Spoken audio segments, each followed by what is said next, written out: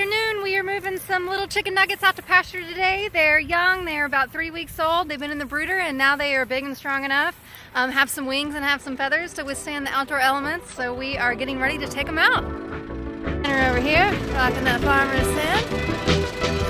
Out, guns out. Right? Get that a lot. First, it's time for their daily pasture move. As you can see, it doesn't take long for them to eat all the green grass and really stomp in their manure, which is so good for the soil. So yeah, let's get to moving. All right, get everybody moved forward. All right, we are almost there.